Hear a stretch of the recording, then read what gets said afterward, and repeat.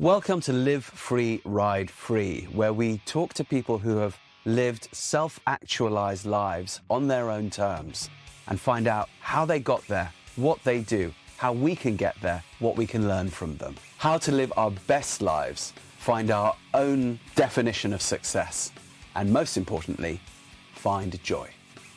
I'm your host, Rupert Isaacson, New York Times best-selling author of The Horse Boy, founder of New Trails Learning Systems and LongRideHome.com. You can find details of all our programs and shows on rupertisaacson.com. Welcome back to Live Free, Ride Free, where we talk to people who are living self-actualized lives, living life on their own terms and making a go of it in whichever way they are interested in, following their passions, making a livelihood. What can we learn from these people? It's what we all aspire to do.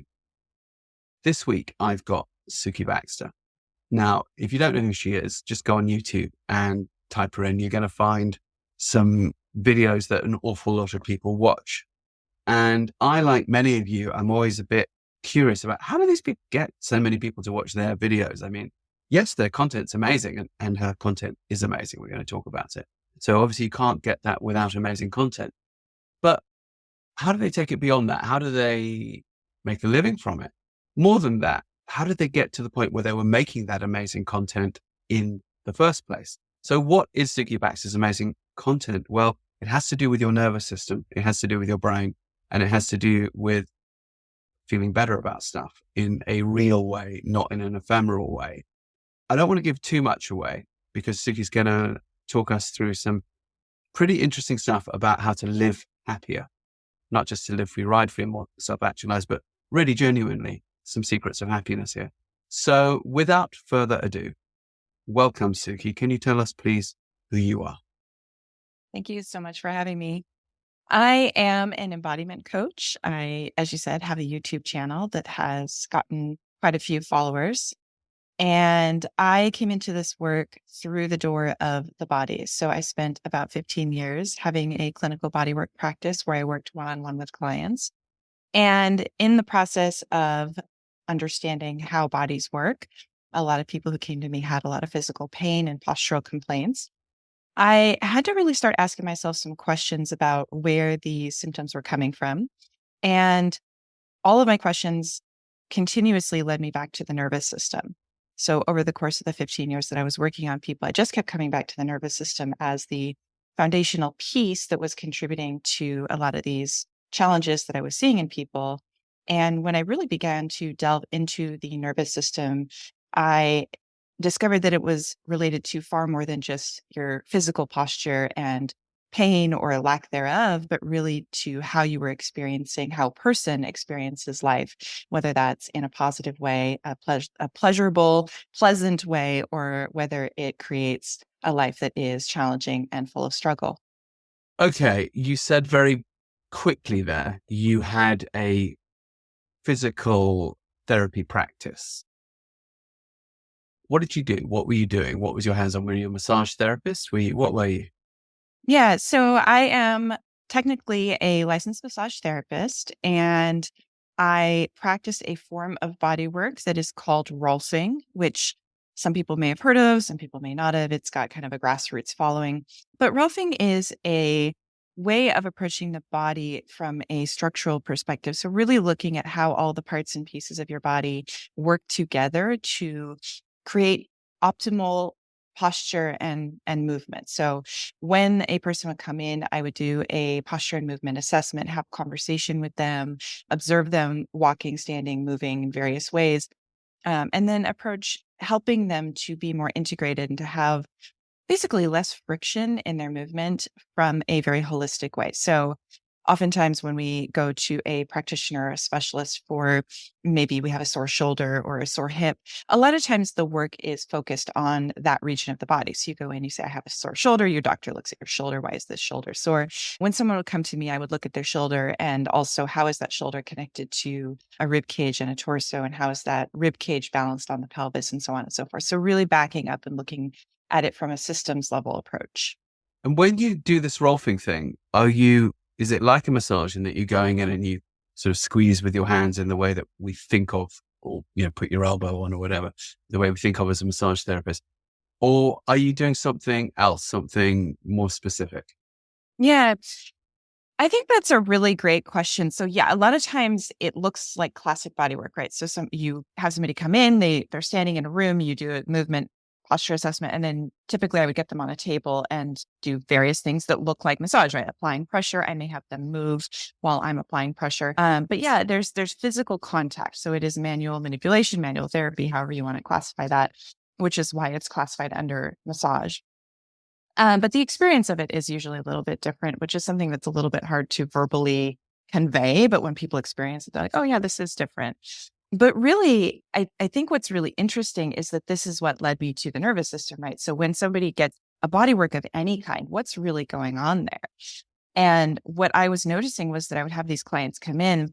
Some of these clients, I swear to you, just being in the room with me, they would start to change and shift, like just having a conversation. There was no physical contact whatsoever when these people started to change. It was so easy to have their bodies shift. Other people, I'm telling you, like no amount of pressure that I applied seemed to have an effect. And that's really where I started asking the question, okay, I've been told that what I'm doing here is like breaking up adhesions in their fascia. So Rolfing uses a lot of myofascial release, myofascial type techniques. And I was told in my training, like we're doing all these things to break up adhesions or separate different sheets of fascia so they glide, but all these mechanical things. And I was like, but I'm applying pressure to all of these different people with differing results. So something else might be going on here. And I just, even at the inception, I was like, I think it's in the nervous system. I didn't know. I didn't have a lot of, this is BG, as I say, like before Google. So there wasn't nearly as much information available. And I didn't know where to go and who to ask. But I just started thinking that there seems to be a nervous system component here. It seems to have something to do with how a person senses the contact that is being applied. And over time, as I learned a lot more and learned how the body works, I was like, yeah, actually, that is true. And I filled in many, many, many holes and gaps in knowledge. And I'm still learning, as we all are, because we're still discovering how all of this works. But over and over again, I kept coming back to, yeah, it's in the sensing. It's in the body's ability to feel and to have that sensory information processed by the brain. That's what's actually changing the map of the body and the posture. But there's also all these other wonderful effects, as you mentioned, that make us so much happier when our nervous system is optimally functioning. And that was the other piece of it, was that some of my clients would come in and I would just see their entire lives change, where people would, leave really toxic relationships. They would leave careers that were burning them out and making them miserable and unhealthy. They would make these dramatic changes in their lives. And it seemed coincidental. It seemed to coincide with the work that we were doing. And I want us to know, okay, so why are these people like really coming into their own, really having more agency over themselves, really finding a way to follow what feels good for them and create that life that makes them happy? Like, how is this physical contact creating that kind of a change? And again, it led me to the nervous system. Okay, so before we go to the nervous system, it's interesting. I mean, we this podcast called Live Free, Ride Free, and it sounds like you were helping people to do that, to liberate themselves and self-actualize through the nervous system. We're going to go back to that, and I want to know how. However, there's some questions I've got based on some things that you said, which some terms I want to clarify, because I'm sure that a lot of listeners might not know. So we should tell them, what is fascia? What is something that's myofascial? And when you talk about sensing, what is that? So can we start with fascia? What is fascia? Yeah. So fascia is a type of tissue. It's a connective tissue within the body. It's one of the most pervasive tissues within the body. You have quite a lot of it.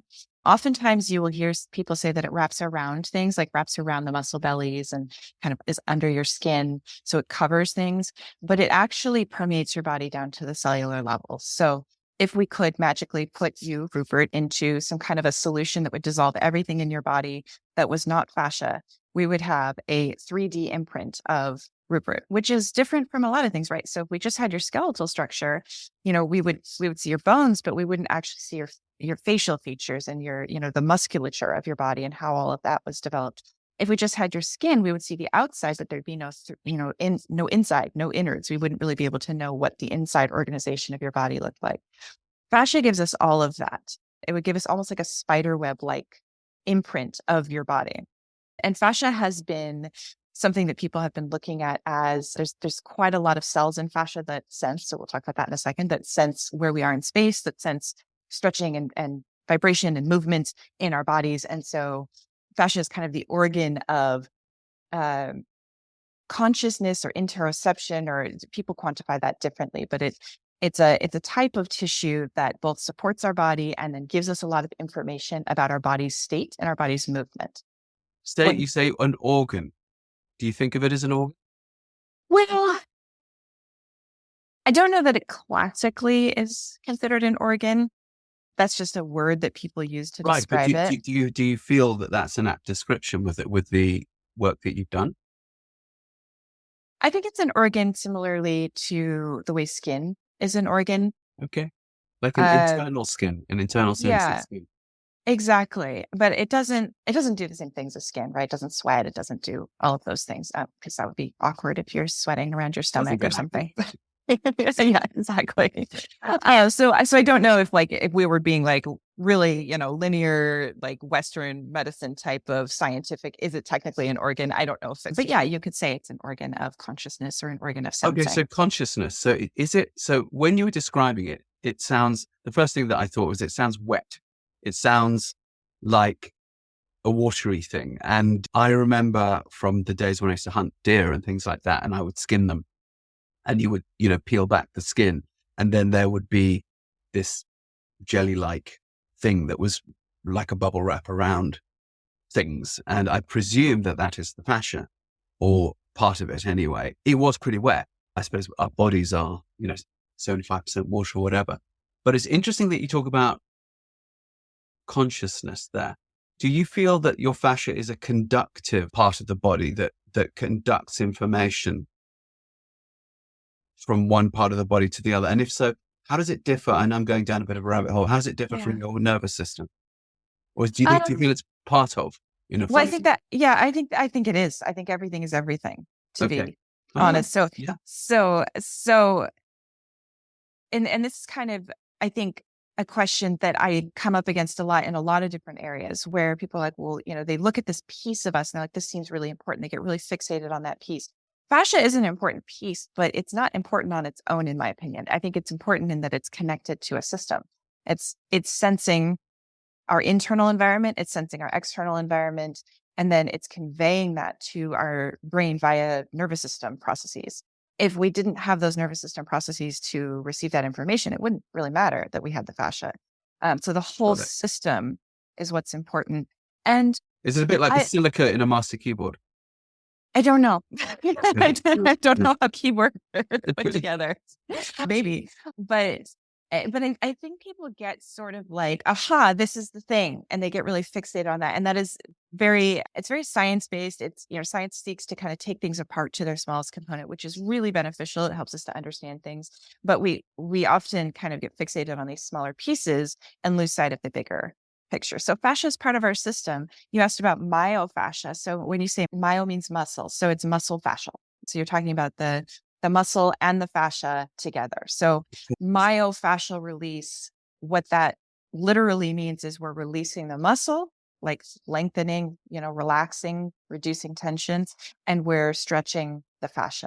But that brings me full circle back around to what I was saying, which is that what I was taught was, we're doing that. We're stretching. We're mechanically, like if you think about like a plastic bag, like a grocery bag, if you stick your thumb in it and you kind of stretch it out, how it kind of creates a pocket or a pucker in the plastic. That was how I was taught we were affecting the body. But my actual clinical experience did not bear that out, because I was like, I'm the same person for all of these people. I'm applying pressure from my body to their body, but I'm getting different results. So why is it working for this person with a feather touch, and that person with extreme amounts of pressure, we're not having the same results? Okay. And this process goes on for how long? You're rolfing, you've got your practice, people are coming in, they're lying on your table, You're noticing all these different things. Some of them are having these huge positive, life-changing events. Some you don't even have to touch and you seem to get a positive effect. Some, no matter how much you touch them, not so much. How long is that going on before you go, I want to do a deep dive into the nervous system? It was an ongoing process. It was more that every time I tried to learn something new, I sort of came back to the nervous system. So I started with studying a lot of energy work because I was like, is there an energy work component? And I think there is. But it was ultimately unsatisfying for me because it still felt like, okay, but it's very random. How do I actually? Yeah, exactly. I love energy work. I think it's really great, but I just didn't feel like it was tangible enough for me to feel confident that when a person came into me, and I also do this work on horses or have done this work on horses. So when a human would come in or when I was working with a horse, I was like, how can I kind of know tangibly that I'm having an impact here?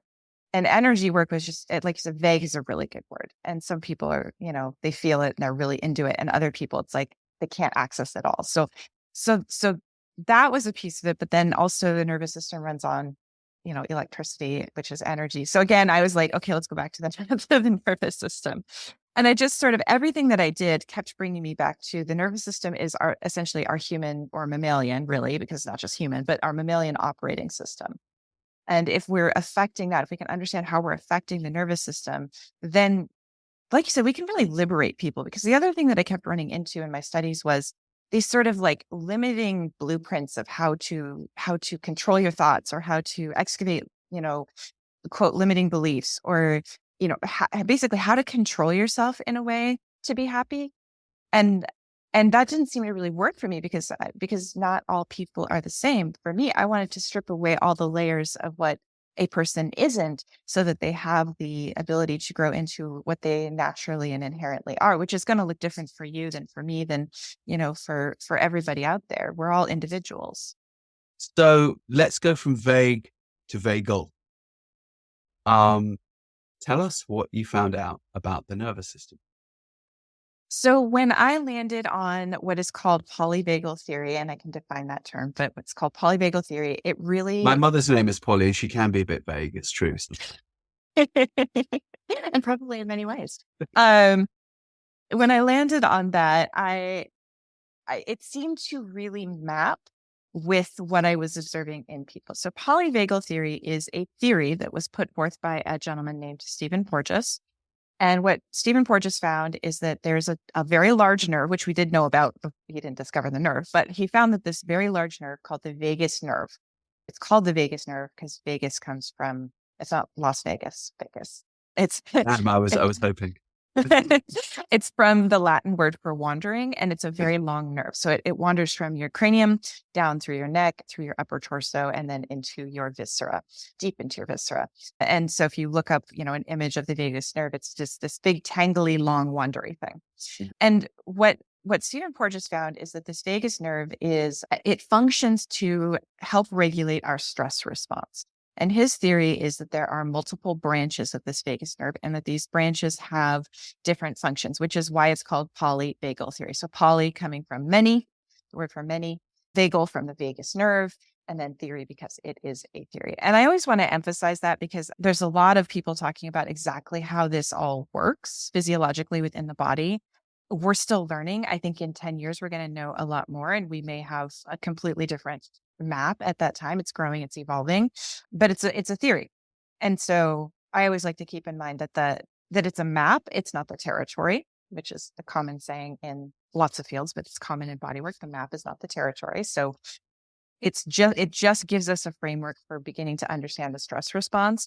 And it does map very cleanly with what I and a lot of other practitioners of various fields have found observationally in our clients in terms of how stress functions and what it does to us and how that is observed. Can you give us the sort of breakdown 101 polyvagal for dummies? Yeah.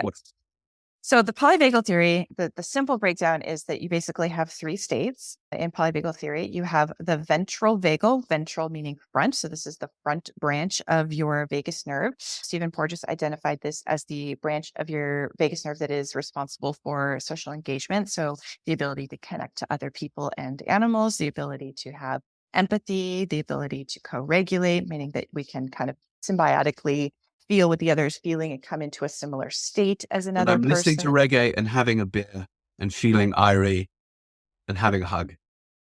I'm in There my you base. go. Okay. Yes, Got it. absolutely. It's basically where all the good stuff in life is. The love, the joy, the happiness, the the excitement, all the things that we think of as things we want to experience. That's Live all down in the front of that my tummy, ventral. front of your tummy, ventral vagal, according to Yeah. Porges. Yep. Okay. Then you have your sympathetic nervous system. So your sympathetic nervous system is responsible for your fight or flight response, which a lot of So people is are. ventral parasympathetic? Yeah, so your vagus nerve is the main nerve of your parasympathetic nervous system. Although I will little asterisk here. There is research that is finding that the vagus nerve can have an activating effect when stimulated. So I'm still looking into this because it's really hard to get a grip on what exactly that means. But for dummies at this stage, front At this ventral stage, parasympathetic, good. yes. And then, so the other one is dorsal, right? Yes. So your vagus nerve is parasympathetic. Your sympathetic is fight or flight. Your parasympathetic is rest and digest. Your sympathetic is fight or flight. If you can just kind of get that piece down, that's the simple explanation. But are there not two branches of the vagal nerve doing both? Right. Correct. So front one Correct. ventral, back one dorsal. Correct. So if we go down one step from your ventral vagal, we've got your sympathetic nervous system, different branch of your nervous system, but that's your fight or flight. This is what people think of when they think about I'm stressed. This is tension. This is anxiety. This is agitation. This is, like clenching jaw, tight neck and shoulders. All of that stuff lives in the sympathetic. This is a mobilizing branch of your nervous system. So it's what gets us up and doing stuff, basically. Hey, there's a threat to your survival. You better take action or you're going to get eaten by the lion, which is bad. So one step down from that, you have what you mentioned, which is your dorsal vagal, the dorsal branch of your vagus nerve. So the dorsal vagal response or dorsal vagal state, dorsal being like a dorsal fin, meaning the back. So you've got your ventral front, dorsal back of your vagus nerve. And this is your shutdown or immobilizing branch of your nervous system. You can think about this like you're playing possum. And like you mentioned, the vagus nerve is the parasympathetic nerve. Parasympathetic can be I'm connected to another person, but it can also be I'm shutting you down because you've been in sympathetic for so long that we need to pull the emergency brake or your heart's going to explode. You cannot live in sympathetic all the time. We are meant to have a sympathetic response to dispatch the threat. You either run away from it and survive, or you fight it and survive, or you die, at which point, game over. But it's supposed to be over pretty quickly. It's supposed to end and then we discharge it. Unfortunately for humans, because of the way we live in this very contrived world, we have a lot of stimulation coming at us all the time. Just a lot of noise, a lot of sensory noise, and just a lot. And we even have mental stress, which is not, I don't think zebras sit around worrying about having to pay their taxes. I don't know. I haven't really chatted with a lot of zebras, but I think it's probably unlikely. So these things are all essentially threats to our survival that keep us in sympathetic quite a lot. If you stay in that state over a prolonged period of time, it does a lot of really bad things. So short-term stress is very beneficial. I think that's one of the misnomers of stress is people think it's always bad. Short-term stress can actually activate your immune system. It's how you get over being sick. It does a lot of really good things in short durations. Right. Or prolonged or chronic stress is very, very damaging to our health. It decreases our brain matter. It unravels our telomeres. It does all kinds of horrible things. What's a telomere? A telomere, that's a good question. A telomere is, find the actual definition because I am going to get it wrong. It is a compound structure at the end of a chromosome. So it's a structure inside of our nervous system that basically they protect our body from aging and they naturally unravel over time. But when you have chronic stress, they unravel more quickly. So it accelerates aging. It accelerates degeneration within your body. It accelerates we have a natural degradation over time of our body as it copies itself. And we produce new cells. Each Xerox copy is a little bit less accurate, a little more fuzzy. But when we have chronic stress, those telomeres do, as I understand it, get shorter. How do we spell telomere? Telomere is Telomere. Telomere.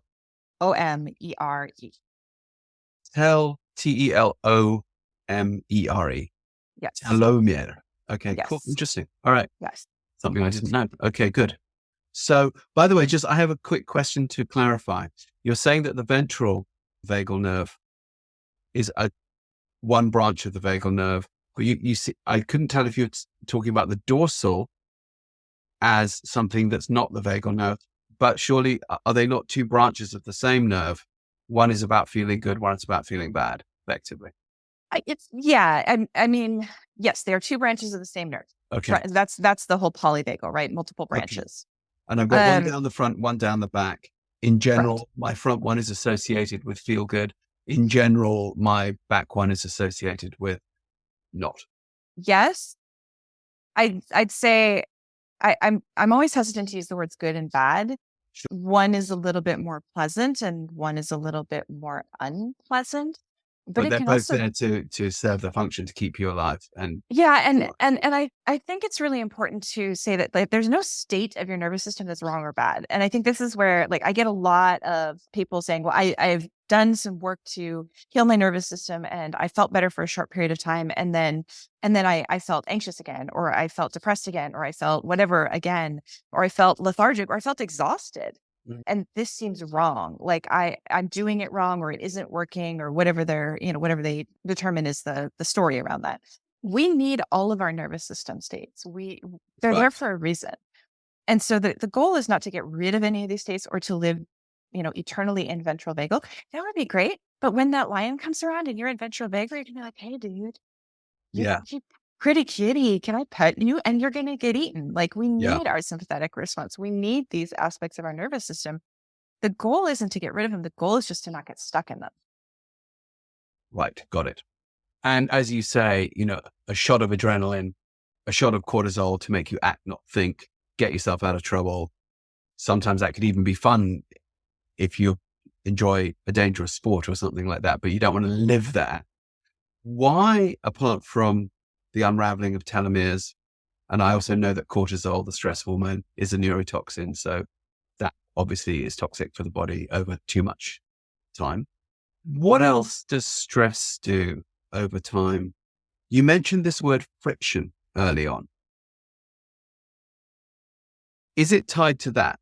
Is stress tied to friction in the body? And is friction tied to this nervous system response? Yeah. So I spent a lot of years trying to figure this out because we didn't have the information we have today. It's actually really funny to me to see how much body mind information is around right now because for years and years I was like, I think there's something going on with the body talking to the mind, and people thought I was crazy. They just like they could not get there. And now we take it for granted. I think by and large, there's a collective understanding. And so when you ask about like stress and friction, so our bodies are not these just machines that carry our brains around. They are expressing our state of being all the time, but they are also communicating inwardly to our brain. So the state of your body tells your brain something about what's going on for you. It tells your brain, I'm safe, I'm not safe at its Right. essence. I'm either safe or I'm not And safe. that's what the brain needs to know moment to moment as a bottom line. Correct. And that's how it determines your nervous system state. We don't choose our nervous system states. Our brain, so it's in a non-conscious process, assesses a whole bunch of data that it's getting beneath our awareness. And it then measures that with your past experiences and any conditioning you may have. And kind of you get this, like, I think of it like a little computer printout, like not safe. So, and then there's like someone pushes the panic button and that's your sympathetic nervous system, or safe. And someone's like, okay, we can go into rest and digest. Let's get a good night's sleep. At a very, very basic level, it's more complex than that. Okay. But I did want to Okay, say, go ahead. so on the question of like tension and stress and friction, if your body is tense, which is what happens when you're in sympathetic, then you're sort of in this like feedback loop where the tension in your body creates a lot of friction. You're having to use a lot more energy to literally move your body, right? So like lifting your arm, you're actually pulling against yourself. You're literally holding yourself back by having these tight muscles that create a joint that doesn't move in a free way. So you have to use more, you have to actually burn more calories in essence to move that arm because you're pulling against resistance, which is your own internal resistance. And presumably put more stress on the joints as well, and the tendons and sinews too. Yeah, potentially. Absolutely. And what I noticed in working with people is that we just tend to move in these very limited patterns, right? So we only move in ways that we habitually move in, which is because of the kind of environment we live in, usually fairly limited. So we get these very narrow pathways, and anything outside that pathway becomes almost inaccessible, sometimes completely inaccessible. And then that limits the amount of sensory information that's sent to our brain. And the sensory information that is sent to our brain is one of tension and stress, which then creates more tension and stress, which then sends more information about tension and stress, right? So you're getting this kind of loop, not safe information. Your brain's like, I'm not safe. Let's be tense. We got to be prepared to deal with this threat.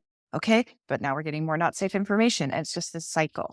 Right. So if I come to you with my tense shoulders, but I'm in a state of tension internally because I'm afraid of my neighbors, because I'm reading a lot of negative social media stuff, because I've been brought up in a conflicty sort of a culture, household, blah, blah. And this has all been going on for so many years. And I don't even know any different because I've just been raised that way. And I come to you and I say, hey, Sukie, can you work on my shoulder, please? And you start massaging me and that stays tense. And then you put your elbow on me, it stays tense. And then and then I get up at the end of the thing and I'm still tense. Is that the sort of experience of a client like that, where you're going, okay, look, something internally now needs to change. We need to understand what this stress response is. How do we guide this person internally to release that stress in a way that's not external? No amount of, as you said, no amount of me backing my truck repeatedly over that guy's shoulder is going to release that shoulder. Even though would be exactly what I'd be asking you to do. And then you have to charge me for wear and tear on the truck. I can see how you would come to need to do this research. When you then began to tell people in your practice about this, did you find that it made sense to them? Did you find that sometimes even perhaps hearing about this and understanding this mechanism within their own bodies, did you find that it helped them to release their stress without you necessarily having to manipulate physically what was going on? Or at least, did you find that if you did manipulate physically, once you gave them this information, they could release more meaningfully? To an extent. I ultimately have moved away from doing hands-on work because there is just so much that needs to happen, like you just described so well, internally for a person in terms of them understanding their own physical body responses, life circumstances. And it can be very complex, right? It's not a simple thing. There's a lot of circles of influence here that combine to affect a person's internal state. And not all of them are the fault of that person, right? We live within these systems as well. So there's personal stuff, there's cultural stuff. Anyway, so I moved away from doing the hands-on work because I found that the context of a bodywork session it's so entrenched in people's heads that I'm going to go in and basically deposit my body in the office of this person. My brain can go on vacation for a little while, Sounds thinking great. about whatever, and this person will fix me. Yes. And it works to an extent. The people who are available for it, for whatever reason, this is not a judgment, right? It's because I do hear people say like, oh, well, they just weren't ready for it, and it's in sort of a judgmental way of like, oh, this person is more evolved and more ready. That's not it at all. For whatever reason, a person is in the state to be able to receive it and actually integrate that work and take it on. That's great. Other people aren't, for whatever reason, due to no fault of their own, most likely. And when people would come in, there was so much backing up I had to do to explain that your body and your brain are this integrated system, and that it's not just a muscle. It's this muscle that's tight in your shoulder is not just a rubber band that is too short that needs to be pulled longer. Like there's a whole culture in that muscle, as you just described, right? There's a whole belief system in your body. And there's a whole lifetime, and actually multiple lifetimes, because we take on a lot of these things from other generations, both from a genetic standpoint, but also from just a mirroring and a learning standpoint. So there's whole belief systems living in your body, and my elbow in your shoulder may help if you're at that state where you're able to release this tension and integrate that. But if you're not, then we could be here all day. It's, most people do feel better at the end of a session. It's whether or not that work stays. Yeah. So my goal wasn't to have people come in every week for the rest of their lives. My goal was to actually help people get to where they wanted to go. And I saw that for some people, the body work was the missing piece. But by and large, there was so much more education that needed to happen. And so I really transitioned into teaching this information and helpful tools to people so that they could start to integrate this in a different way. Okay. So now there you are. Your livelihood is putting hands on people. So you actually rely on these people to come trooping into your studio so that you can eat, pay rent, and so on. And then you start thinking, oh gosh, I've got to really tackle this in a different way. You go off and learn about the nervous system. And then there you are on YouTube with like 6 million, 5 million, 4 million people looking at you. Was it that sudden? ... Yeah, it was one of those overnight successes that took 20 years to get there. We can stop the podcast right here. Let's get on the phone. Yeah, it actually, that was a long journey, because I was trying to teach this stuff forever. I've been trying to teach this stuff since like 2000. I mean, honestly, since the day I started my practice and I started figuring this out, I was trying to find the words. I was so very new and also so very young. I really didn't know how to convey this. It took a while to figure out what I was even trying to say. So there was that journey of just getting proficient at what I was doing and having enough experience with putting my hands on people to be like, I think there's some patterns here. But then there was the experience of trying to explain what it was I even did with people. So there was that segment of my journey, which, as you've probably noticed in this podcast, it's not easy to quantify, because a lot of this stuff is just not, it doesn't fit in the boxes we already have for body work and psychology and all of that. I was like, no, they're the same thing. Actually, a body worker is a mental health practitioner. People were like, no, I have no idea what you're talking about. So there was that journey of kind of figuring out how to even talk about this. And then there was the journey of trying to share this. As you said, this was my livelihood. And so, I would work with mentors and business mentors and people who were kind of helping me to get the word out and talk to people. And how do I communicate this? And I had a lot of setbacks. I had a mentor who really said something very hurtful, where I was trying to talk about, the connection between pain and stress and the mind and the psychology and the culture and all of these different things. And I was pretty far into my nervous system journey at this point, and I was pretty sure that I was onto something, but I also didn't know of anyone else who was really talking about it at that time. So I felt like I was bumping into a wall a lot when I would talk about it. And this mentor said, well, I don't even know why a physical therapist is talking to me about my emotions. Why don't you just stick to telling people what height to set their computer monitor at? And I was so just distraught. And I just felt so much despair at that, because for one, that it's just so, it doesn't matter. It doesn't matter. Like, if setting our computer monitors at the right height was the solution, we'd be fine. We wouldn't need this work, because I think that information is out there. I think we can find that at this point. It's accessible. And what I wanted to do was so much more, in my opinion, much more profound than that, which was really get to the core of people and really help them to live more self-actualized lives, not just to eradicate the pain that they were feeling so they could go on living lives that they didn't really enjoy living in unhealthy ways, which is kind of what a lot of pain relief type practices do, is like, but it allows you to keep going with what's still hurting you. Exactly. Exactly. Yeah. It's basically, it puts you on this spectrum of pain to like numbness, where it's like, we don't then replace the pain with joy or fulfillment or desire or anything pleasant. We're just like, or even a way of moving away from that pain towards something. Yeah. Healing. Yeah. So I was very distraught. I struggled for a long time. I tried very hard to talk about posture in a very posture-y sort of way, and it really didn't work. I wrote a book, a little ebook that I have, and I found myself like, I'm going to write this book about posture. And as I'm writing this book, I kept coming back to the nervous system, and I was like, I can't do it. It's like, it's physically impossible. I can't talk about how to sit in a chair without talking about your nervous system. Yeah. And so I had started putting things out on YouTube, and I was kind of like dabbling in it here and there and What putting year stuff was out. this? When did you start messing around with YouTube? So I actually put a couple videos out like way, way back in 2009.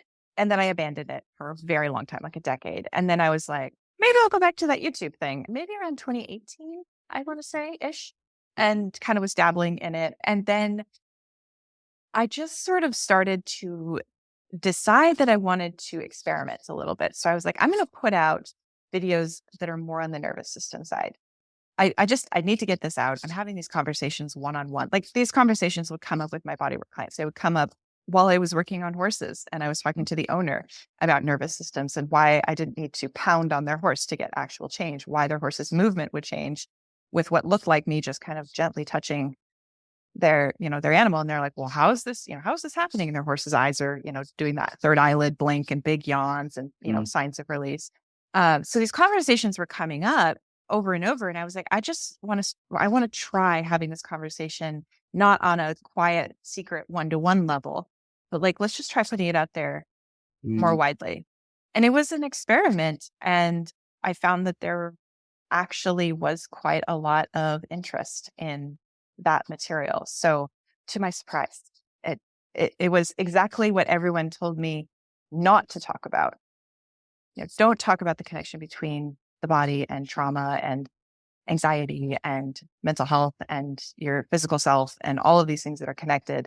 Don't do that. No one's going to understand it. And it was when I did that exact thing that everyone told me not to do that it actually connected with people. It's interesting how many people on this podcast say something similar to that. It was when I did what everyone said not to do that things began to move. I know that's been true in my life. When I was going to go across Mongolia with my kid, and everyone said, you're just completely nuts. And just in my gut, it's like, no, it's the right thing. But I totally understand why you think it's nuts, because on the face of it, it is a bit nuts, but life is nuts. So, that bold step, it seems that perhaps your own sympathetic nervous system had gotten to a point where you were feeling maybe that you had your foot on the brake and the accelerator at the same time, just like these clients who were in distress with you were. And do you think it's true that you felt in some way, even if that was instinctive and unconscious, that until you sorted that out in yourself, you couldn't really help them in the way that you would like to? And then that happened on a public forum. Do you think that was also part of what was motivating you? A sort of feeling of, well, physician heal thyself sort of thing. If I can't, how can I tell these people how to set themselves free from the inside if I myself am sort of feeling frustrated like this? Yeah. Yeah. If I'm not letting myself be who I am, then how can I tell other people how to do that? Mm. So yeah, there's a really great saying, and I don't know who originally said it. I'm sure it wasn't the person I heard it from, but it's don't talk about it, be about it. Mm. And I find it. That was God. Wasn't that God? Didn't God say that? I have no idea, possibly. But I think that I had to be that example. I had to go out and do the thing. And it was really terrifying. I get lots of comments on YouTube because YouTube is YouTube.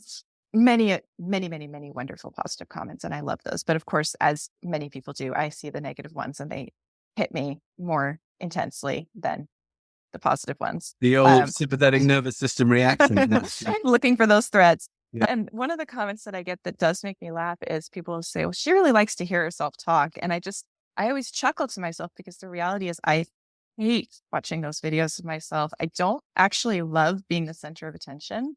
I don't love a big crowd around me. I'm kind of not a hermit, but I'm an introvert. I'm not somebody to go in and take over a party or something. And so it was hard to get out there and start talking about this stuff, especially at a time where it really wasn't like, so this is about 4 years ago now that I really started talking about this. I've been talking about it for like 10 years or more, but that I really kind of was like, okay, I'm going to do the thing.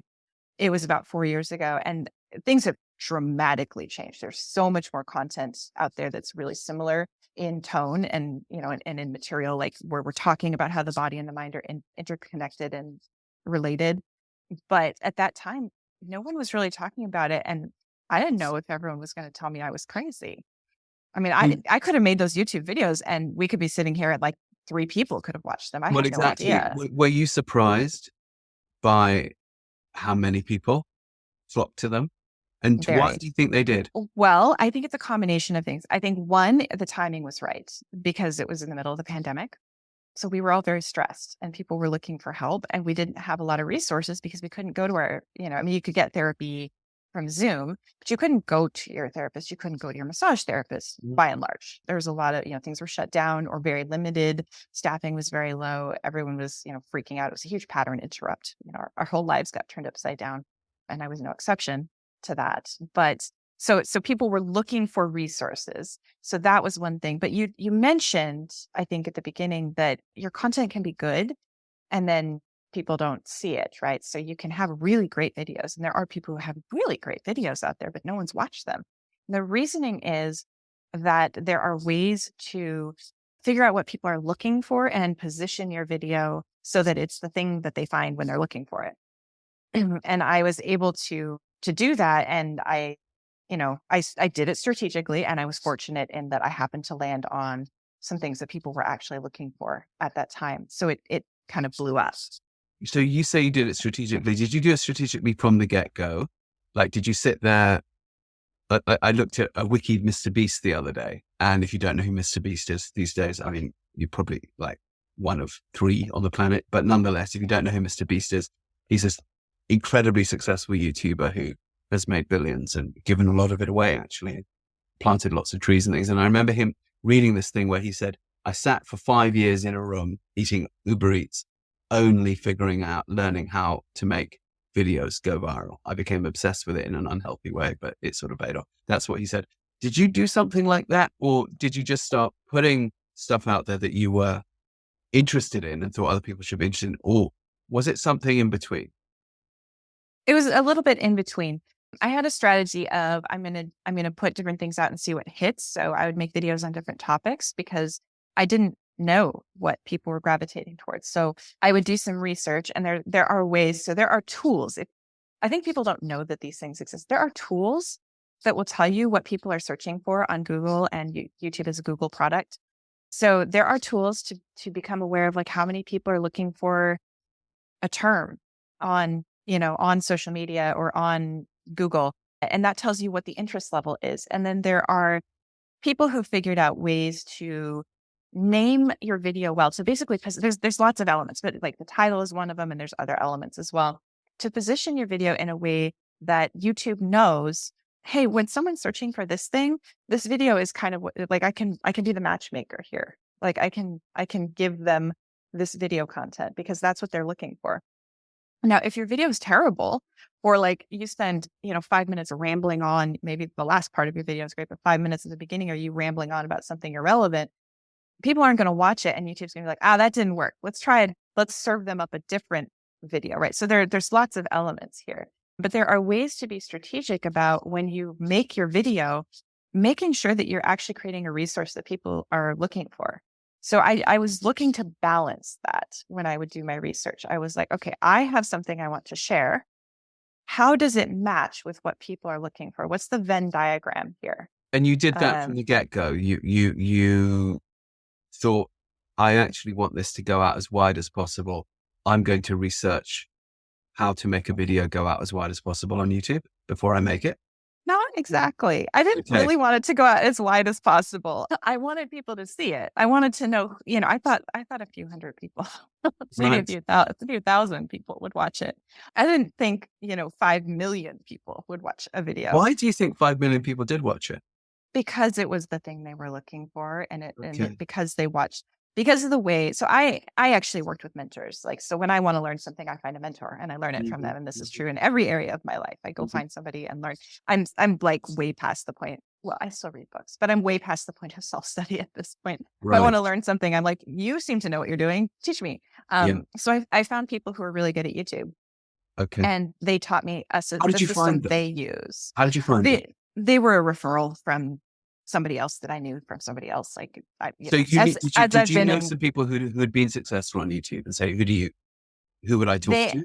They are successful. The people that I followed, I liked their ethos. I like them as people. There's lots of people that you were subscribing to their YouTube channel.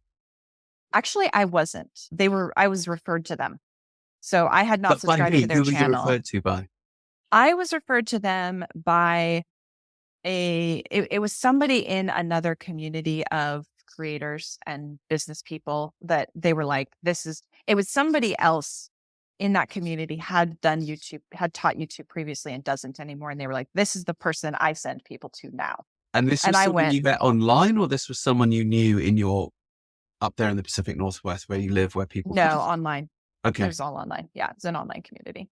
Okay, so you joined an online community of people interested in creating videos around the subjects that you were interested in, or was it some different online community? It was a different online community. It was more of like a business online community where people who have businesses get together and share resources and information and help each other out with, I need to do this. I need to do XYZ thing. What tools do I use? Or who knows, somebody I can hire to do this, that kind of a thing. Does that community still exist? Oh, yeah. What's it called? It's somebody's private community. So I wouldn't necessarily share it. Got it. But I've been a member of many, many, many. I've always been. But you must have found your way there somehow, right? So yes. How did you, if someone's listening going, well, gosh, I would like to become, part of a mentoring community like that, what would be the steps that they would need to take in order to find their way to something like that? That's a really good question. And the reason I'm so hesitant to say more is because the online community, the online business coaching and mentoring community it's a bit of a minefield to navigate. There's a lot of really manipulative practices that happen in that space. There's a lot of people calling that out right now too. So there's some really good conversations, but you can, on the internet, you can find a business coach in like a second. So they're out there. It's just that's a whole other conversation. So what's the, let's stick around on this topic because I think it's useful for people. There'll be people driving in their cars right now that want to do this but don't know how. If you were to, what would be the way to know if it's a good business coach? What would be your test questions? For example, people often ask me about two things that they'll say to me, because I teach dressage with horses. And so people will say, how do I know if it's a good dressage teacher? And I say, well, there's two test questions. How do you teach your horse? The language is important. Piaffe, which is a particular movement that's important in that thing. And they must be able to tell you in a more or less understandable way. And can I ride it? Meaning, can I sit on him? Have you got a horse that can show me? And if the answer is something vague and no, you need to keep going until you find someone who says, oh, I did it like this. And yes, you can. He's over here. Similarly, people know my background with, shamans and healing. And they say, well, how do you find your way how do you not get involved with a charlatan? And I'll say, well, usually the really good shamans are in very remote areas of the world and they're so busy healing their communities. You wouldn't find them online. But what I often do, if I'm going to a place where there's parts of the world where I just know the people because I was partly brought up there and partly because of my work with journalism and human rights. And then I might actually give someone a contact. But let's say I need to go to a part of the world where I don't know anybody. I take a counterintuitive process. I will often contact listen up guys, if you're looking for a shaman, I will often contact a hospital or a clinic in a remote tribal area. Like, let's say I wanted to go up to Alaska and find a healer. I would look for a hospital in a Native American reservation up there. And I would contact the administrator and I would say, by email. And I send an email saying, have you got a funny old guy or a funny old lady who comes on the wards from the local community and does odd things, and the people just seem to sort of get better? And frequently I'll get a response from the hospital administrator saying, actually, yes. I mean, sometimes they won't come back to me at all. Sometimes they'll tell me to bugger off, but sometimes they'll say, actually, yes.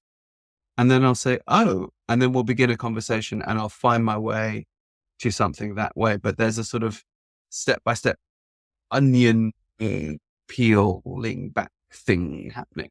So if someone is wanting to find their way through that minefield that you're talking about, what do you think would be some sound steps for them to follow and questions for them to ask? Yeah. I don't think it's as straight, at least I haven't figured out as a straight ahead way for them to figure it out as clear as that. I think that it can be really helpful to speak to their students. I am personally, if I'm looking at someone, I will kind of stalk their social media for a while. I like to look at the testimonials on their pages and then Google those people and go and kind of investigate like what those people are up to, in particular to find out like, are all of their clients kind of the same? Are they all doing the same thing? Yeah. And then one of the biggest things is if you come across a business coach who has a lot of clients who are also business coaches and everyone's kind of teaching people how to make money, that's a big red flag. Because there's sort of this weird, it's not MLM, but it's MLM-like. It's a bit MLM-y, yeah. Yeah, where it's like somebody who wasn't very successful often, not always. MLM sounds like a midlife rapper. Somebody who wasn't maybe that great at building their own business then decides to teach other people how to build their businesses. But the only thing they really know how to do is how to teach people how to build businesses. So then their clients start to teach people how to make money too. And it just becomes like everyone's almost saying the same thing. So if you start looking around somebody's, business and at their clients, and it seems like a big echo chamber and everyone's kind of saying the same thing in that regard, then it's not necessarily a solid no, but it's a red flag. And then for me, I am at this point in my work really intentional about choosing people who acknowledge the systems in which we live. So I will not work with people who have this sort of ethos of like, if you just change your thoughts, the whole, like all of your problems are in your thoughts. Because that's just simply not true. There are limitations and situations that people find themselves in. There's all kinds of things that happen to people. There's all kinds of different circumstances that people find themselves in that mean that their resources and ability to do something are, different than somebody else's. So if someone just has this sort of like, well, if you have problems, it's all in your thoughts and you just need to journal, it's not for me at this point. Okay. So through these researches, you found your way to some mentors. What, if you were mentoring the listeners now, what is the way that you create a title for your YouTube video that will position it, as you said, in a way that people have a sporting chance of finding it? So there is something called search engine optimization. It's been around for a long time. It's not new. It's been around since Google has been around. Basically, it is figuring out what people are searching for on Google. People don't lie to Google, right? So they type their actual questions into the search bar. And the funny thing is that a lot of people have the exact same question and they type it in the same way. Okay. And so there are tools that you can use, as I mentioned, to know how many people are searching for these things. So the first thing that I do is I try to figure out, I might have an idea, a general concept for a video. Okay, so I'm going to take that general concept and I'm going to go look at Google to see what are the questions that people are actually asking about this. And then I will use that information to craft a title. That's no guarantee, right? None of us actually knows what the algorithm is that YouTube uses. So you might have what seems like a bang up title and it doesn't get picked up. Or sometimes it doesn't get picked up for 3 months or 6 months. And then all of a sudden it just hockey stick growth, just starts to get found. So it's still a bit of a guessing game in essence, but that's where it starts. And then from there, once you've got your title, you want to take into account the related questions that people are asking about that and make sure you incorporate that into the actual body of the video. So the things you're saying. So some of my videos, I literally write them out, a script word for word. and say them because I can't necessarily think when a camera is pointed at me. So it's helpful for me to just have it there. Sometimes I will do bullet points and I will present that way.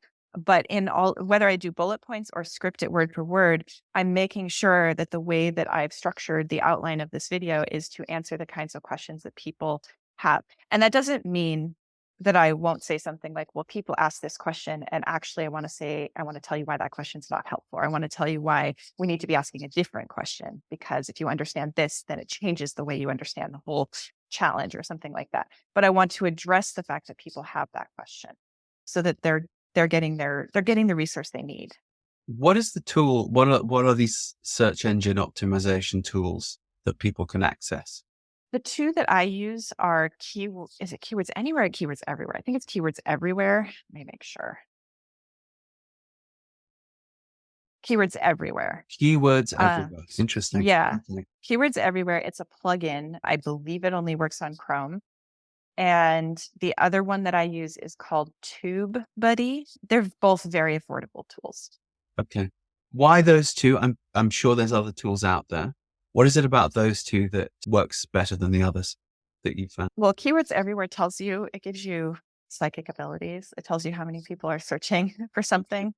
And you can use it on YouTube. You can use it on Google. It does cost a little bit of money to, every time you do a search, it'll give you these little numbers next to your search term that tell you how many people are searching for it. And every time you do that, it costs you a little bit of money, but it's so, I think it was like, I don't know, $20, and I've been using it for like a year or something. It's not, Okay. I don't remember exactly, but it's really affordable. Okay. But I turn it off when I'm not using it, just so I'm not running down my credits.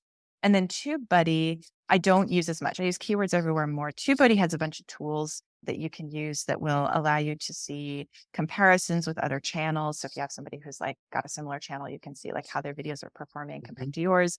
It gives you some weighted search predictions. So like when you're popping a title into YouTube, like maybe I'm going to consider this title, it'll kind of tell you for your channel, we think this is a really good one. It gives you data like how many other videos are in that search. So you kind of know what your competition is. So it gives these two tools. Between the two, you get enough data to be able to make an educated guess about a solid title.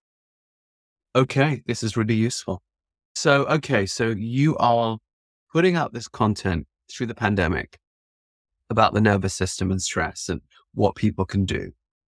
What, apart from understanding their vagal reactions to things, what tools are you giving them in these videos that you're putting out back then that are like the 1, 2, 3 steps that people can take? And if you're someone, again, listening to this podcast right now, you're driving, you're feeling stressed, you've got adrenaline and cortisol whirring around in you, you feel your sympathetic nervous system even is not being sympathetic to you.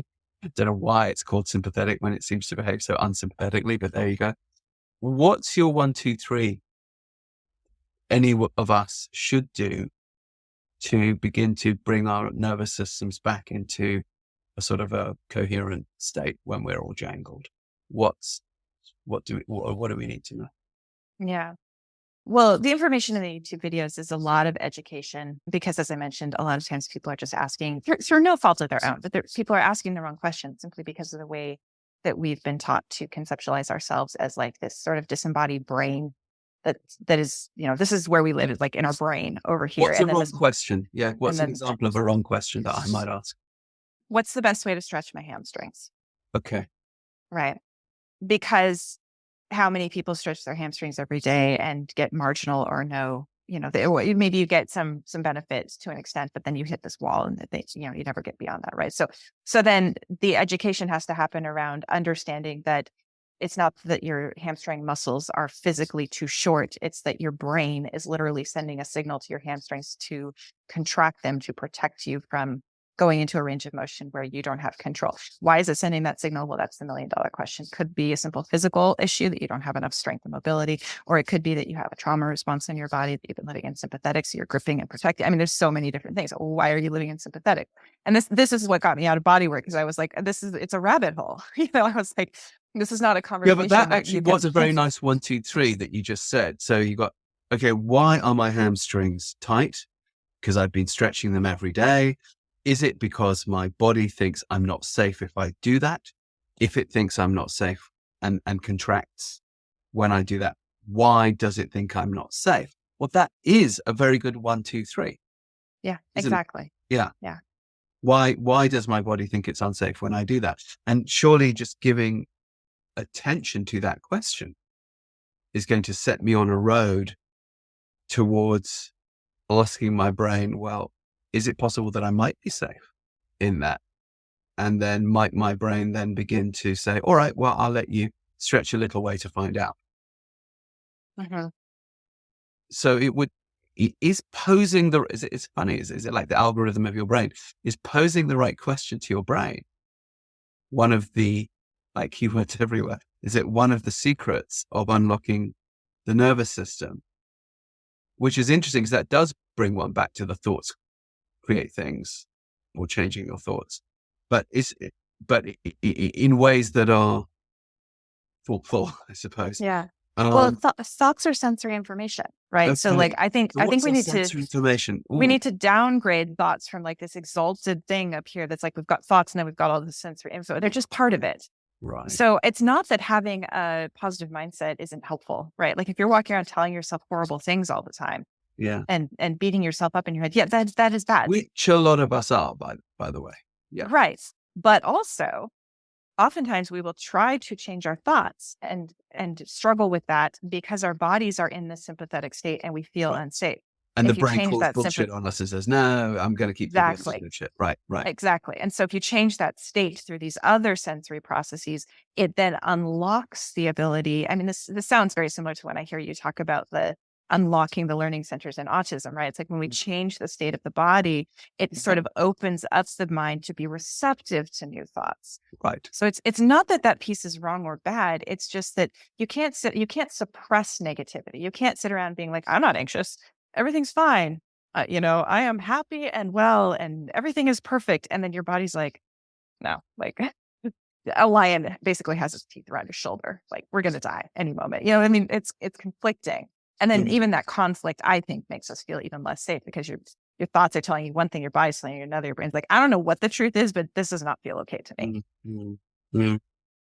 Right. Okay. So you've got to pose a question as to why your brain is saying that something is unsafe when all evidence suggests that, say, bending down to pick something up off the floor, hence the hamstring stretch, is actually okay.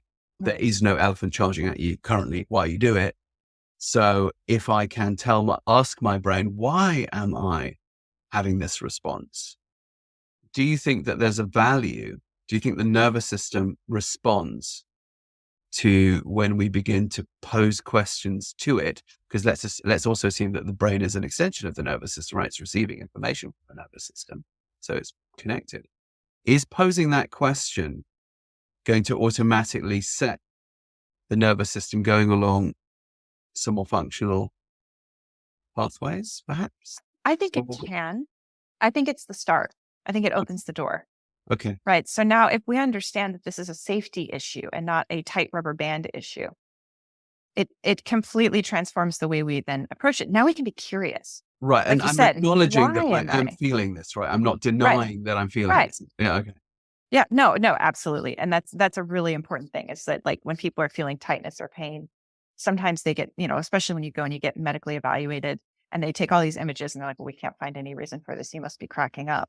And they don't usually say it like that, but that's the impact of what they say is like, well, you should go see a psychologist because we can't find anything wrong. And I've had many a client come to me and be like kind of secretly thinking maybe they're going crazy because there's no reason for this pain. So maybe it's not real and they're making it up. No, it's absolutely real. Your anxiety is absolutely real, even if there's no reason for it. What you are experiencing is completely real. But like you said, I'm going to ask, okay, so why am I experiencing this? What is the lack of safety about it? Whether it's anxiety, which is just, I don't feel safe. I think something bad is going to happen in the next moment. That's what the brain is saying. You may not consciously think that, but non-consciously, your brain's like, I feel like I may die at any moment. Or a hamstring stretch, or lifting your arms, turning your head. Then we can be curious about, well, what if we change the context? Well, that is, I think, what I was feeling my way towards that. Thank you for saying curious. So when we're working, for example, with learning receptors in the brain, with what I do with autism and learning with movement method, one of the things that we know is that the curious brain is actually the happy brain. You can't learn in a state of great distress, not really. But when you're in your seeking, hunting brain, you're like, whoa, what's over that? Your curious brain. It's an automatic happy state. And it's also a learning state. We're curious monkeys. We like to learn. So again, that thing about posing questions, becoming curious rather than resistant, like I've got this paper shoulder and I want it gone. I want to resist this. I want it gone. I want it out. I want to kill it. I want to slay that dragon. Mhm. Or dragons are sort of interesting. Is this toothless or is this white crested, lesser spotted, Samoan dragon? And if so, do I need to ride it with a large padded Samoan saddle, or will my Portuguese dragon saddle that I've been using actually work? Or is it a bit too low on the dragon's withers? But what you know what I mean? It's suddenly it's getting interested in the whole thing. Actually, one of the keys when we're talking about our body's response, because so often we are completely mystified because so much of this is going on in our subconscious, right? We don't know why, on the face of it, most of the people that are coming into your office, their lives are probably quite good. Why are they so stressed? Why are they in a state where their nervous system is saying, I might die? It's getting curious about it, the first step to healing. I think so. And I think that when we are curious, there's a lot of richness that can be discovered, but it's also not necessarily I become curious and the solution arises immediately and now I understand. Sure. And oftentimes there are many layers to this, right? So there's the surface answers to the question, right? Like we can become curious about a stuck shoulder or a tight hamstring and change some physical contexts and maybe have some shifts.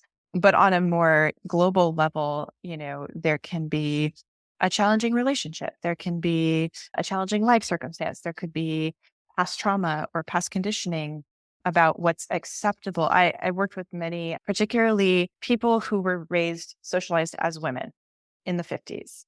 And it's a very interesting thing when you start working with them around tension around their hips, that there's a lot of conditioning around how if you move your hips, if you allow your hips to move, then you were considered like, loose, or, it was suggestive in a way that proper girls did not, should not do. Yeah. For the time period. And so when you start to become curious, you unlock so much more of a person. So Mhm. that's never a simple answer. I should say it's not never a simple answer, but it's rarely a simple answer. There's rarely like a night and day, today you're like this, tomorrow you're like that, and we move on. Right, And but surely that's the problem nature of solved. curiosity, is that we want to go down rabbit holes. I mean, that's the nature of humanity, is we like going down rabbit holes, right? Going down rabbit holes, as long as they're not negative ones that panic us, is I mean, actually I the great certainly joys of do. life, isn't it? I mean, to go find out, and I can go, and this leads, and this leads to here.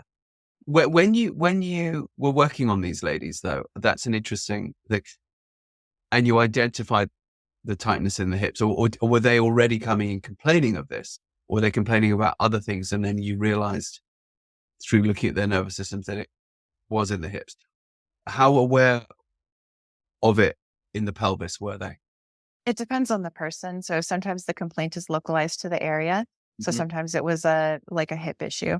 Often it's a low back issue, Okay. because if the pelvis is The restricted, sacrum. Right, yeah, yes. exactly. And then the hip joints are hugely influential on Right. the low back. So a lot of times with low back pain, but not always. I mean, again, everything is everything. It's all connected, right? So I'm looking at the entirety of a person. So regardless of what they come in with, if Mhm. I have them walk across my office, and this is just true for people, or horses too. If I'm watching them walk, what I'm looking for is essentially what I call the rocks in the stream, like what's flowing in their movement, what's not flowing, Is that right? your term?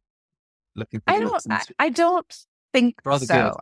I think that I've heard it from various sources, and I don't remember where I was first exposed to Good it, though. but Good. it is how I conceptualize it. Yeah. And then when you say, okay, I think it's in the hips, at what point do you find yourself in a conversation with them about that 1950s good girl conditioning and then strategies about letting that perhaps go? How do you find that when you begin to look at it that way, talk about it that way, that there's a kind of a yes, that's it response, or do you get denial? It really depends on the person. So sometimes you never have the conversation, right? So we don't necessarily have to consciously know these things. Sometimes I think it's helpful because our brains want to have explanations for things. So for most people, having some sort of story and there's some sort of cognitive understanding is helpful, but you don't have to. Mhm. You can actually work on someone's body and it can shift their internal state. And then, for example, I had a client who one time said that they had a negative memory of their father. I don't know what the memory was. They never shared it with me, but that they had devoted many a yoga practice to it, many a meditation to it, really worked on this like experience. And that after doing some body work for whatever it was, that was the key for them, that like they could think about this memory and it just didn't have the charge that it used to have. It just seemed to be not that the memory was gone, but that they could remember it, but they didn't feel the whatever it was, the unpleasantness, They whether that weren't was locked in the anxiety same or response that they exactly. were all those decades ago. And I had no idea. I mean, this person never told me about that memory before we worked together. We didn't have a conversation about it. It just was the piece that helped it to dissipate. But with other people, specifically if you talk about, a woman from the 1950s who was raised during that time, who received this kind of messaging, it might be that as we work together and their hips are moving more, maybe she's walking, she's feeling it. She might be like, this feels uncomfortable. And then we have a conversation. Why? Is it uncomfortable, unfamiliar? Is it uncomfortable, painful? Tell me more about this discomfort that you feel. And sometimes it comes up like, I just feel like I shouldn't do this, or something about this feels wrong or vulnerable. Then we might have that conversation. Okay, well, you're moving your hips. What concepts do you have around that? Well, I was always taught you shouldn't do that. Oh, okay. Well, isn't that interesting? And that may be the extent of the conversation. We don't need to have an hour of psychology on that. Mhm. Isn't that interesting that moving your hips brings up this conditioning? And what's your experience of that now? And they may take that with them that day and they come back for the next session and things may have changed. We may have another conversation about it. We may not. Got it.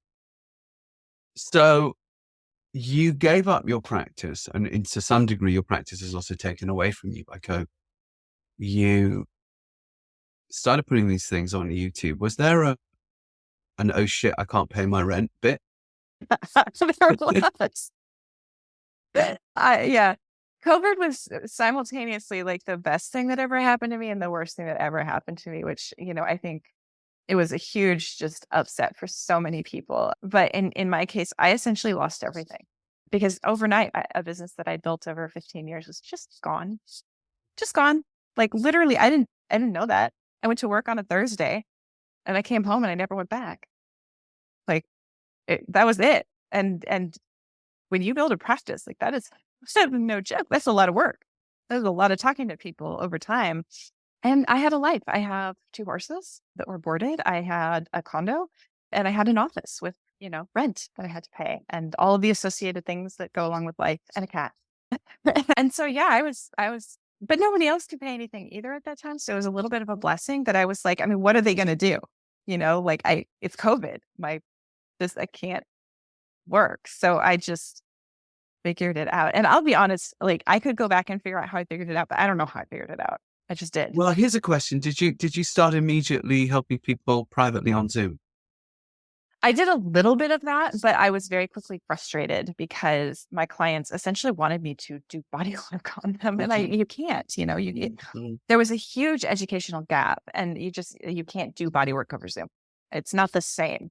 And so what people were coming to me for, I have a lot to offer people in terms of my knowledge and, all the research I've done. But what my clients really wanted was body work. Yeah. And I really couldn't provide that to them. So I did start helping people over Zoom. I did some somatic meditations. I just started kind of flailing about, to be honest. I was like, I don't know, let's just help people. Let's just do this. Let's just do that. Here I am. I've got a smartphone. I've got a computer. I've got internet. I don't think anyone's going to kick me out of my condo in the next month. So, let's just do something. And I filmed a bunch of stuff at home and I started putting together some programs. And honestly, it was kind of nice because I had a lot of time to focus because I wasn't going anywhere. Do you think Yeah. that your research and knowledge of the nervous system and the brain by then helped to stop you from going into a panic and a negative spiral? Do you think it helped you to leverage the situation in a way? I think it was that old quote about preparation meeting opportunity, Mm. because yes, I think the nervous system work helped. I think the fact that I know how to cook on a budget was helpful. I was able to reduce my food bill quite a bit very quickly. And then I just got really resourceful and I was like, okay, I can't put my hands on people, but I have all these other skills.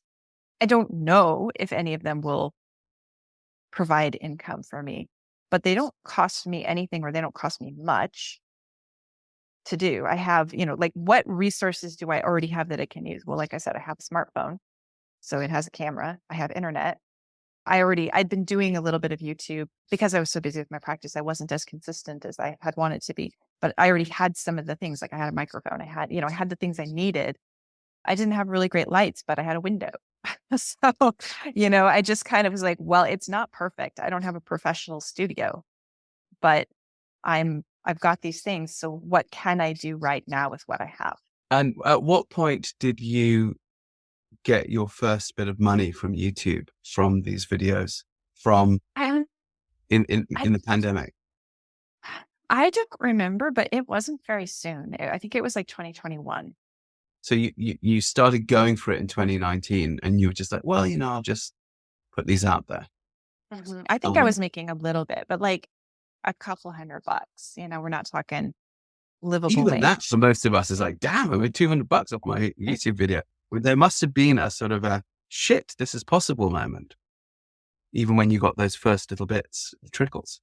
I think so. I think that I mean, one of the reasons I do what I do is I'm prone to anxiety myself, right? So I think my anxious brain is like, well, I'm making some money, but I don't know if I can really live on this. And it's not really, so I don't know that I was like, popping champagne and celebrating, but I would, it's like, well, thank God I have that, But given that most people that put something on YouTube never make a dime, I mean, that must have been an interesting transitional life moment of going, oh, I see this is possible.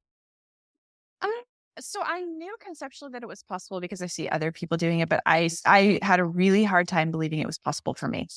Right. At what point did that get blown? You said 2021, so 2 years in, that gets blown out of the water. Yeah, then I started making quite a bit, but I don't rely on YouTube, and it's not reliable. It's very up and down. Right. So what else were you doing in that 2-year period to keep body and soul together? I sold my condo, got out of the city. I moved my horses to a lower cost of care facility. It was quite far away. That was very hard for me. And so I had been teaching online since like 2014 in terms of having like digital programs that people could buy with, educational materials and coaching. Okay, so you had already been putting together courses online. I had, but they were like, I actually recently went back and was looking at the content from one of those and I was like, this is not, it was interesting. It was not bad. I was surprised because in my memory, I was really having a hard time, again, building that bridge from like, I'm trying to talk to people about how their body influences their mind. And I would put these programs out there and I would have all of this like information around that for these people. And then like the feedback was like, but how do I stretch my hamstrings? Kind of a thing. It was a little bit of a struggle for me. It wasn't connecting in the way that I wanted it to connect. And it never was like, it was a little money on the side. It was not livable at all. So my practice was my bread and butter. But I had that foundation. And then I started really talking to people as these YouTube videos gained traction and people were like, you get it. Like that was what I kept hearing was people would come to me and be like, I've been trying to figure this out for years, and you've explained it in such a way that it connects for me. And I'm like, okay, thank goodness we're finally connecting. Like I'm finally understanding what people want to hear. They're getting the information they need. This is good. And as I talked to people, I figured out that they really needed some education and support in doing nervous system work for themselves. Not me doing it on them, not me, quote, fixing them, not me being the mechanic, but like, let's empower them to do this work for themselves, which is really the only way it will be lasting and sustainable. So I started teaching a course online. And again, I didn't know how it would work when I put it out there. I was like, let's try it. And that was a live course, or that was film content that people would go through step by step? It was live. And then I converted it to something that people could access on their own time, because I thought it was a little bit, it ended up being, I'm an over deliverer in general. It was a lot for people. To me, it seemed like this is very reasonable for the amount of time we had. For them, it was. Well, you're probably worried that people are going to think they're shortchanged. Yeah. Probably. Yeah. So I converted it to something that was more self-paced. And now I'm actually in the process of converting it back to live, because we find that group community going through it together is much more potent than people doing it on their own. But regardless of whether it was live or self-paced, like, the feedback has been really wonderful. I've learned a ton working with people. When I get to interact with the people, the students who are in my community and who are in my programs, it's amazing to me to look back over that journey, and just, I'm so glad I was able to do that, because it is that piece that I was kind of frustrated bumping up against in my practice, was that I wasn't able to give people this foundational knowledge. Once they have this, the things that people are doing with it they're just really fantastic, because then, like you said, it opens that door and they can become Can you give curious. us some examples? I just had amazing feedback, and I haven't asked specifically. I'm going to be asking some of these people if I can share their stories soon. But generally, people are able to set better boundaries. So we have students who are chronic people pleasers, they'll bring up situations, and then as they understand how what's going on in the nervous system in regards to situations where they feel they need to sort of morph into whatever it is that someone needs them to be in order to keep that person calm. And then they understand the nervous system implications of that and what's driving that. They're able to be more true. And it's not about everyone can just F off and, I'm going to do what I want to do. That's not it at all. But they're able to be more discerning about setting boundaries in ways that protect them and their own, agency in life. Which has been really cool to watch. I've had a lot of clients who are health practitioners in some regard, a lot who are in coaching or mental health. We have people who are in all kinds of different disciplines, but including massage and acupuncture and all of that. But we've got people in coaching and mental health who are saying, like, okay, this is helping me put the pieces together so that I'm now able to help my clients better. Like, I'm understanding what's going on with them much better so that I'm able to bridge that gap with them and support them better. So we're getting there, kind of like secondhand client stories of change that are happening. Recently, we had somebody who injured their back, who was it just did something that they didn't normally do, and was able to, I think the clinic said that it would take like 6 weeks to heal, but they were able, with the understanding, again, of what's happening in the nervous system around this quote injury. It was just kind of a diffuse injury. It wasn't diagnosed as like you actually broke something. It was more like you strained yourself. And with some understanding, they were able to work themselves out of pain into a functional state in about 2 days rather than 6 weeks. So it's kind of all over the map because it's so individual. And again, it makes it a little hard to quantify, but it's also what I love about it is that it gives people what they need. It's not a program that is one size fits all. It gives you what you need for your next step, your next evolution. If it's me and I'm saying, okay, gosh, Sukie, this sounds fantastic. I'd like to learn all about my nervous system so that I can make certain changes in my life, in my body, in my brain, and therefore by extension in my life. I presume though that people are coming in at different stages of knowledge. So you must have people doing your online courses now who are somewhat far along in their education, others who are just beginning. How do you integrate? How's their inclusion in that? Yeah, because you've got to catch certain people up to speed. Other people are over here, or is everything individualized? How do you have enough time in the day for that? There's lots of Um, no, it's a good question. It's been something that we've been working with, that I've been working with, and I have a couple coaches who work with me as well. So I've done a couple of things. So one, I implemented a shorter program that is newer as of last year. That's kind of like a first step. It is a first step. So there's a sort of entry level course that somebody would do. Correct. And so now I've created that as a prerequisite for the now we had it more self-paced, but now live again, of course. And that just it's kind of just a little bit of a checkpoint of like, is this something you want to go deeper with? Is this something that's working for you? So they actually get to have the experience of it. And then I can have a little bit of a conversation with them as needed to find out if the next step is right for them. So that we've got people coming into the longer program who are at a place where like, we're pretty sure this is where they need to be. But the other piece of that is that I am a huge fan of iteration. So we have students who go back through a course 2 and 3 times easily, because when you go through it, it hits you one way. And then once you've kind of gone through the whole arc of it, you're like, oh, wait a minute, I need to go back to the beginning. There's a lot of information in that. Yeah. And it lands differently, right? And so then you can go through it multiple times, and there's so much richness there. So there's that piece. But similar, I came and spent some time with you, and you took me through like really basic stuff, but it's important, which is like, here's how you walk with the horse. Can you walk in a straight line, right? You did those checks with me to make sure, because if we had progressed and you were like, okay, let's jump into this other thing over here, but we didn't check to make sure I could actually balance and walk with a horse in these different configurations, then I might have fallen over and it would have been a real problem. And so, you did those checks, and it was important to do them. And it prepped my nervous system for then doing it later, even though I was able to do it, right? Similarly, when I'm going through this with people, it might be basic information, but there's probably a few holes in there for them. And it kind of sets them up. It gets their brain and their body in the right state for the next piece, and so on and so forth.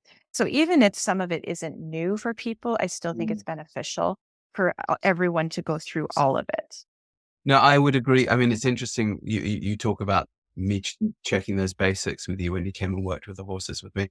The reason I do that is because, of course, I used to jump in further up, and then I indeed did have people fall over and things like that and go, oh my gosh, I didn't know that was possible. I realized that I had to absolutely check every step along the way, because if you didn't, there was almost a negligence to it. Because if someone can do it, well, then fantastic. You just breeze through that in 5 minutes, and then you go to the next thing. And I'm also always thinking I'm training someone to be a teacher. So I would like them to do those checks as well, no matter how apparently experienced the person in front of them is, because you just don't know. But when you are teaching is a time consuming thing. You now have a lot of people signing up to your online courses about the nervous system. And by the way, listeners, we're going to tell you how you can do that. And I really would recommend it. That learning about my nervous system happened to me through my son's autism, and it was life-changing for me in terms of me being able to have more agency in my own life, having had to learn a bit about it because of my son. So I really, really, really, really would recommend taking the time to do a course with Sukie. But so how much time do you actually spend in your day sitting in front of a Zoom screen? Does it not take over your life? How do you balance that? You have horses, I know. How do you find time to get out to them? Because I know there's an awful lot of people out there wanting to do your stuff. Yeah.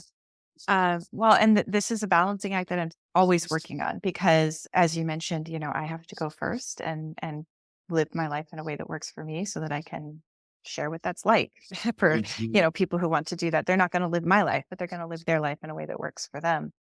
And so I have to make choices in my work that allow me to have the lifestyle that I want. And that means, both having the finances that support me and allow me to live, but also the time freedom, which is really important to me, because like you said, I have horses. And as much as I value the time that I did in my practice and value the people that I was able to meet and work with, it was always very hard for me to have a life that was so heavily scheduled, because literally every hour and a half, you've got a person coming in. There's no flexibility there whatsoever.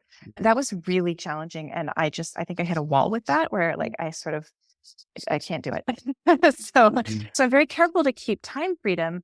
So I've played with different structures in my business. So, you know, my YouTube videos are always available. So people can 24/7 go out there and watch them, which is fantastic because people sometimes at 1 a.m, whatever that is for them, are looking for that. Right. And And one then, might watch and rewatch something like I watch and rewatch stuff on YouTube that I find interesting. I might watch it 10 times because Mhm. there's stuff in there I've missed. Yeah. Yeah, absolutely. So that's a resource for them. I have other resources like that as well. So there's things that people can do on their own time and schedule, which don't require my presence, which is really great. It also means I don't have to then say the same things over and over again, because sometimes But there are things I'm you're not repeating. getting paid for that when they go and watch YouTube at this particular stage on the thing. So Uh, how, I how, mean, how I do you, I am, but not reliably, right? Like I right. don't base my business on that. So there's that element of it. But then my courses, so that prerequisite course that I mentioned, that's that entry level kind of first step course, is self-paced. So people again can access that. It's always there and it's always a bit, as of now, it's always there and always available. I don't have any plans to change that, but someone can enroll in that at any time at their leisure and have that course without me being there, walking them personally through every step. So that works for both of us again, right? Because they get the entry level information, they're getting the practices, they're learning, they're setting themselves up for further work if they want to, if that's the path they choose. And then again, I have that time freedom where I've provided that for them, and then I can be working with my horses, teaching people, helping at a clinic, you know, doing something else, maybe working with a client one-on-one. It's, you know, it allows me almost to duplicate myself, which is fantastic.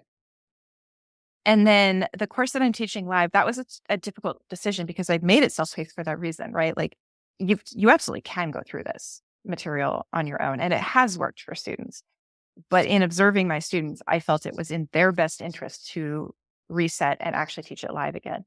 So this year I made that decision to do it. But when I made that decision, I sat with it for a couple of months before I decided to do it. And then when I decided to do it, I looked at when in the year am I okay with basically being on every week and having to consistently show up and teach. And I'm okay with that, but I don't want to do it every week of the year, all year long. Because again, I need some time freedom. I need the ability to travel and do workshops. I need the ability to travel for my own learning and my own enjoyment. I need the ability to have some flexibility. So I picked, basically we're going to have 2 courses this year, and they're each 12 weeks in length. And I picked times where I am okay with having to be in front of the computer more during those times of year. So When are those times of year? When are you doing them? So our first run through will be, basically we've divided it up because we have so many practitioners in our group, and there was a profound need for more mentorship for practitioners. So our personal course. So if you want to do this journey for yourself, whether you are a professional or not, our personal nerve apprenticeship course will be taking place starting in March, and it will run for 12 weeks.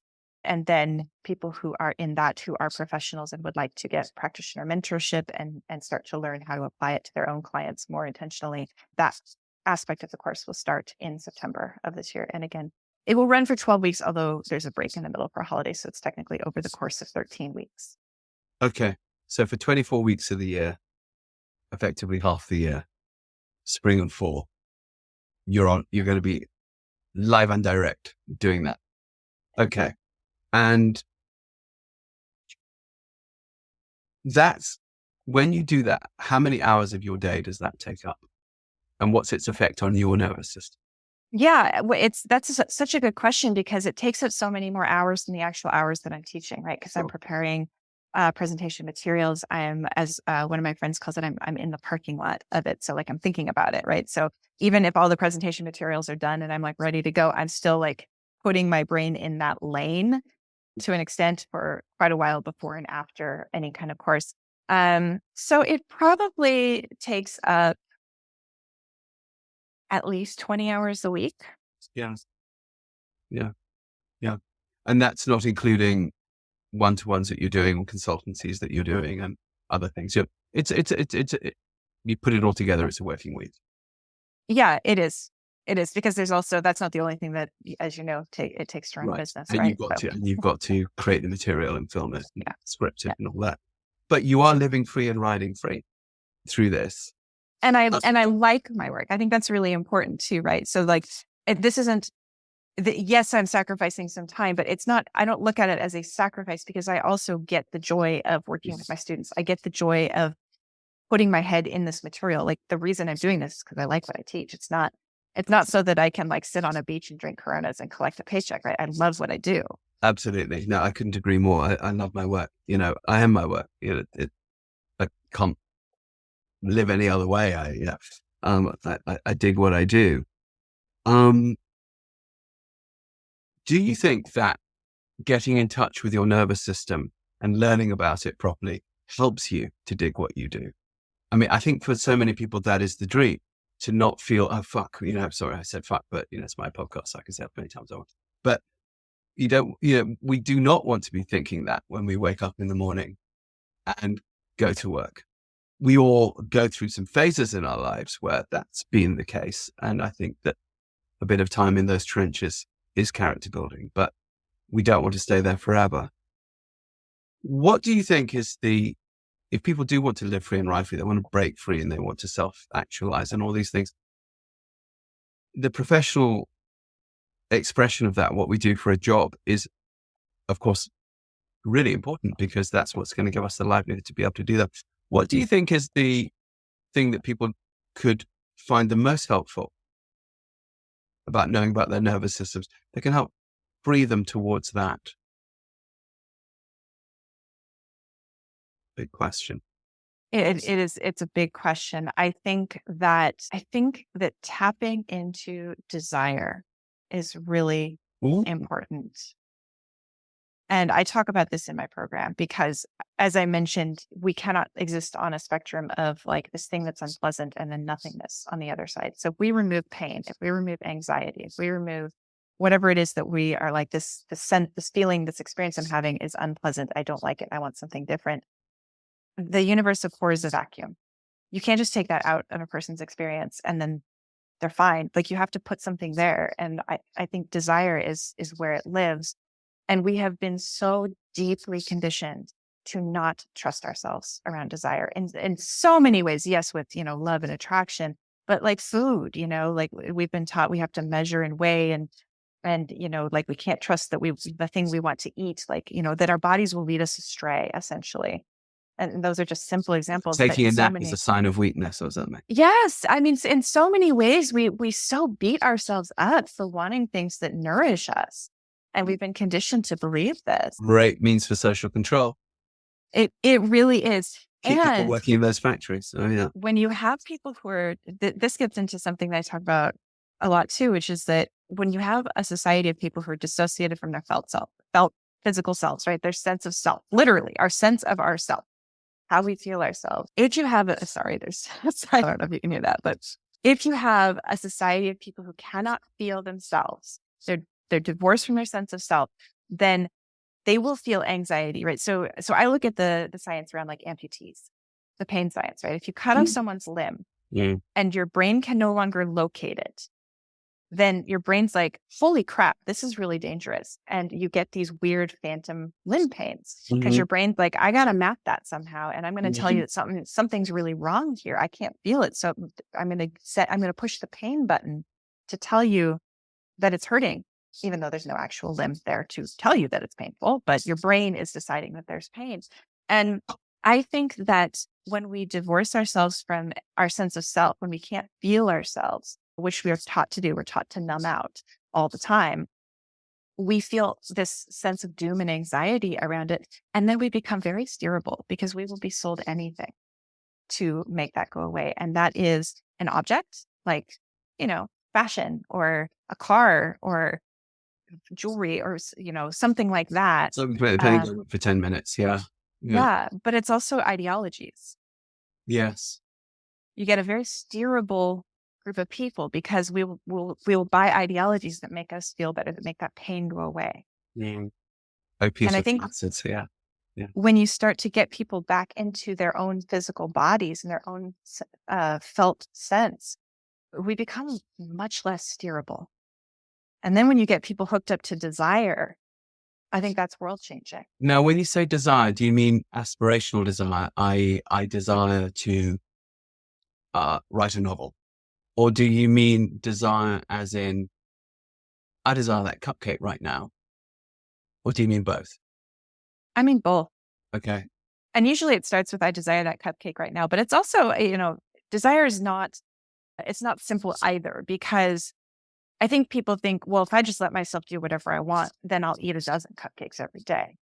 But the reality is that if you actually let yourself do what you want and this is sort of a condensed version of this, but if you actually let yourself do whatever you want over the course of time, then you will find that desires have hierarchy, because I might want to eat a dozen cupcakes every day, but I don't want to feel the way I feel after I eat a dozen cupcakes every day. And Right. so my actual desire is to feel really good. And at the essence, that's all what we all want, is to feel really good.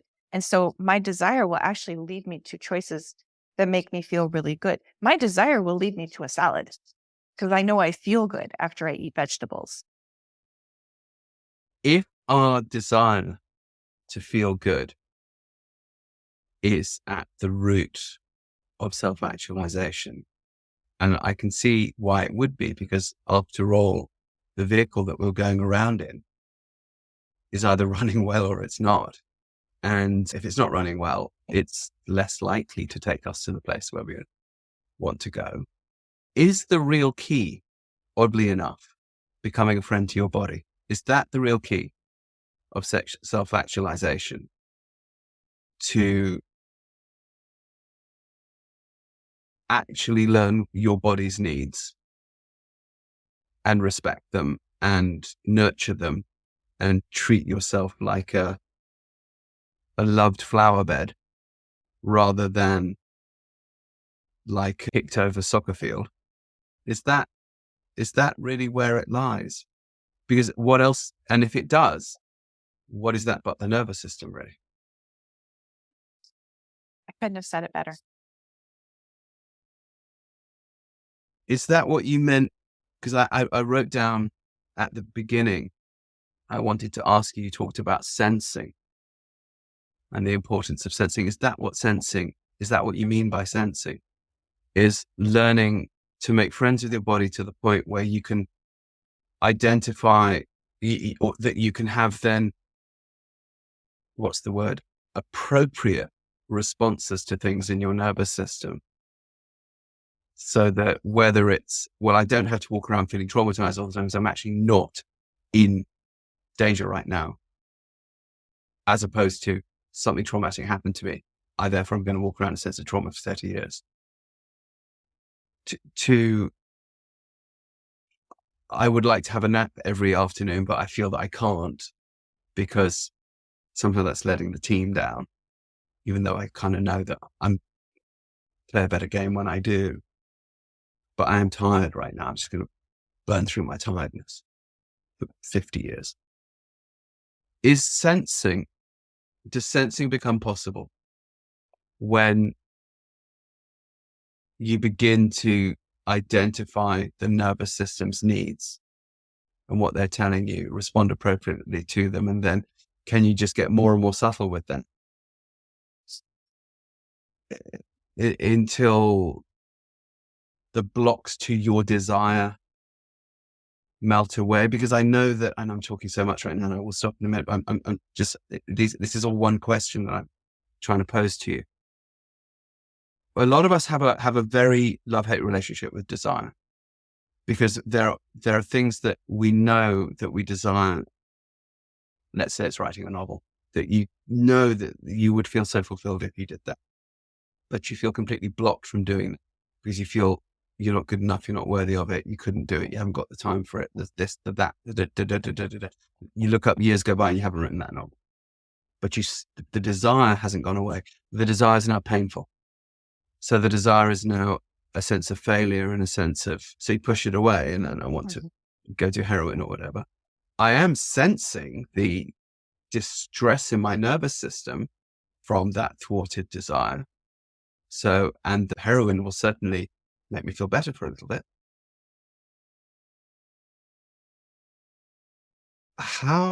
So is it the learning of the nervous system that gives one the chance to sense what one actually needs? So if I want to write that novel and not do heroin, do I need to learn how to actually address what my nervous system needs? And then I've actually got a better chance of writing that novel. Yeah, well, I think it's a more complicated question. I love where you're going with this.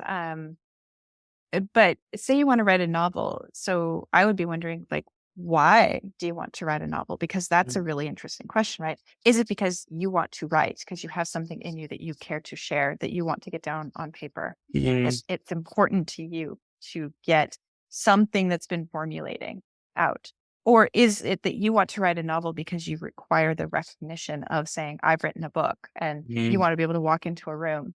And that's those are something I talk about is the same thing it can be exactly the same act, but it can be completely different motivations, right? So two people can run up a hill. One person's running up a hill because they really love to run. It feels good. They love how they feel. After they run, they love the feeling of strength. And yes, it's really hard in the moment. And maybe they kind of are resistant because, they know that they're going to breathe hard and be sore, and, it's uncomfortable, but they do it because they love that aspect of their physical fitness. Another person might be running up that hill because they're mad at themselves for eating a dozen cupcakes, and they feel that they have to somehow atone for food that they ate. They really don't want to run up the hill. They're doing it almost as punishment for themselves. Two people running up the hill looks exactly the same. Two people writing a novel looks exactly the same, but what's the motivation? What's the drive behind it, right? And so I think when we talk about desire, we have to talk about intrinsic motivation. What are we intrinsically motivated to do? What is it that we are doing for its own reward? So if you are a person who loves to sit down and write, like there's nourishment in that process for you, then you can break it down. It's not that writing the novel is the thing. It's the sitting down and writing. Well, how can you do that for 2 minutes a day? How can you do that for 5 minutes a day? How can you find space for that? How can you write it on Post-it notes? How, whatever it is for that person, how can I make sure that I'm getting the nourishment of this thing that fulfills me in my life? And the more that we make choices to do the things that nourish us, the more we are in alignment with the life that is true to us, which again looks different for every single person. And you use the word nourishment. Nourishment is also a physical thing. Food goes into us. We sense that we are hungry. What is telling us that we are hungry? Presumably our nervous system. Yes.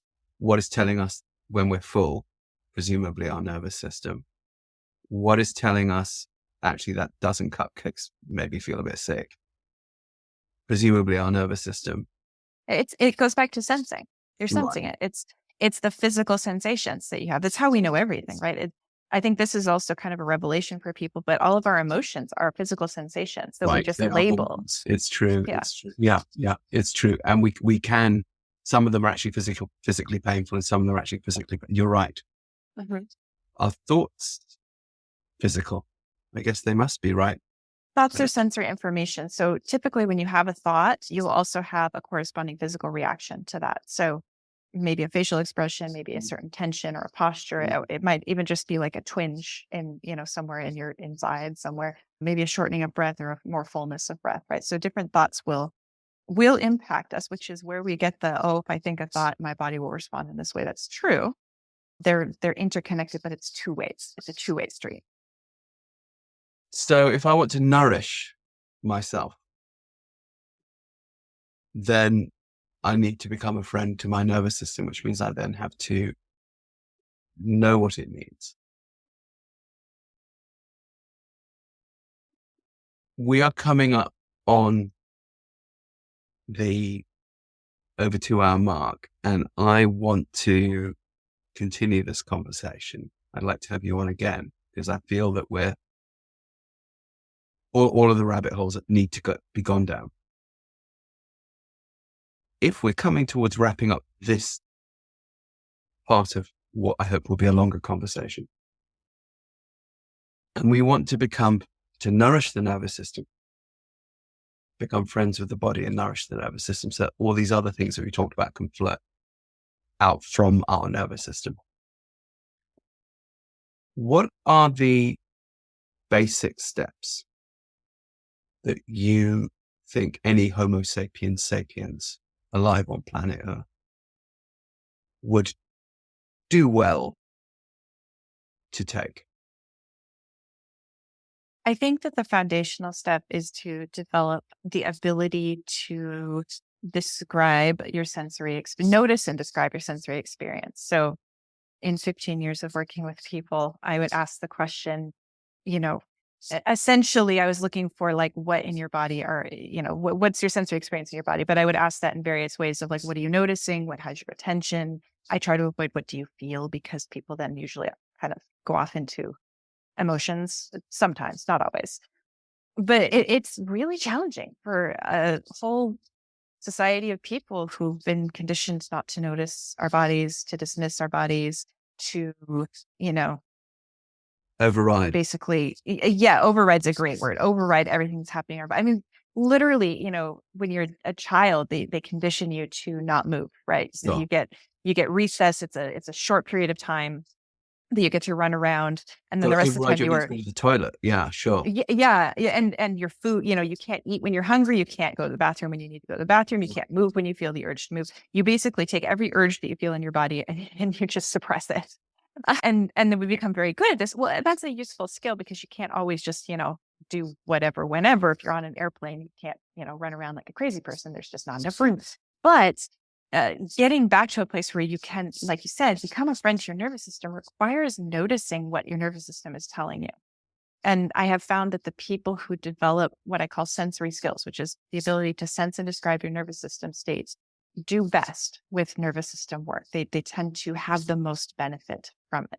So I emphasize that in the work that I teach. And I think it's just a foundational skill that if we taught this to kids, I think we would have, more productive conversations. I think we would have healthier adults. Right. And probably better economies, because people are productive when they're happy. Yeah. And I think we'd have a more peaceful world too. That old thing. Yes, that would be nice. Okay. Sensing is listening, right? It's So, noticing, it's attending, it's having attention towards them. right. When we pick this conversation up again, and listeners, we're going to plunder that Sukie mind as much as we possibly can. That Sukie mind. I would like to talk more about sensing and listening, because I feel that is, if the nervous system is at the root of everything, and it is sensing and listening, right? It is. To listen, to hear is a sense, to feel is a sense, but it's all taking in the information, noticing, as you say. It sounds such a banal thing to notice, but as you say, we're taught to override on notice, which means we're taught to override our intuition, which means that we might not sense when someone is scamming us or whatever, because our intuition is suppressed. Presumably that's not helpful.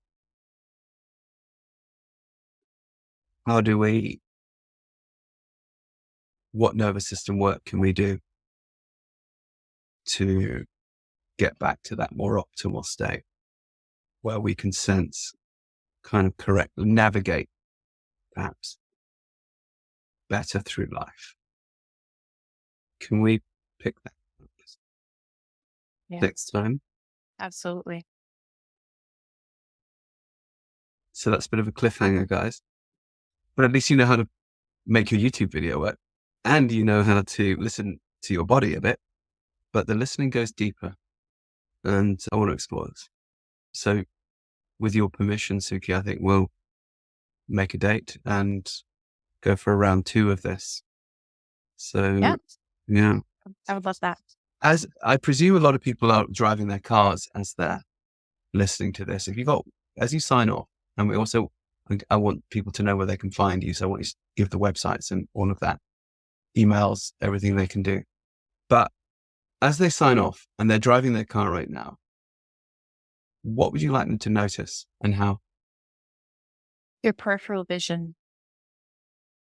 That's something that you can actually notice while you're driving, is become aware. So you don't have to even move your eyes. You can keep them on the road just as you are, which is the safest thing. But just as you are looking forward, notice that you can see in your peripheral vision. Notice the light at the sides of your eyes. Notice that you see movement along the side of the road. So you're still looking ahead. You're still keeping your eyes on the road, but you're expanding that field of vision.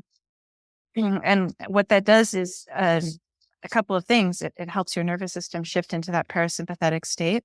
but it also gives your brain new context, right? Because if you're just tunnel vision on one thing, your brain's only taking in that very narrow field of vision. So as soon as you begin to notice that you actually see quite a lot more than maybe you're noticing that you're seeing, it's now sending more information to your brain about your environment, now giving new context, now giving new cues to what's going on.